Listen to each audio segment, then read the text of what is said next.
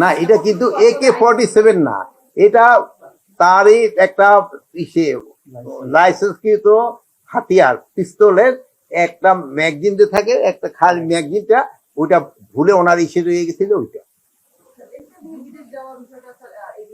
না, বিদেশ যাওয়ার কিছু না, হয়তো ভুলে অনেক সময় আপনি দেখেন হয়তো চশমাটা নিয়ে যাবেন, ভুলে হয়তো চশমা না নিয়ে মোবাইলটা নিয়ে রওনা হয়ে গেলেন, এরকম এই ভুল, এটা একটা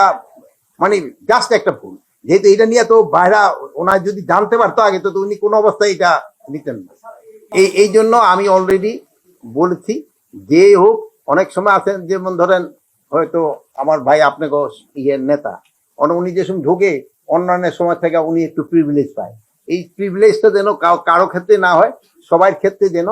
আইনটা একইভাবে প্রয়োগ করে, এই জন্য বলা হয়েছে। না, ওনার সাথে তো আর আমার কথা হয় না, বাট জিনিসটা তো বোঝা যায় যে হয় কি, আপনি যদি জানেন যে এখানে একটা হাতিয়ার নিয়ে ঢুকার কথা না, তা আপনার পকেটে যদি ধরেন হঠাৎ একটা গলি পাওয়া গেল, তো আপনি বুঝা যাবে যে এটা আপনি ভুলই ঢুকছেন।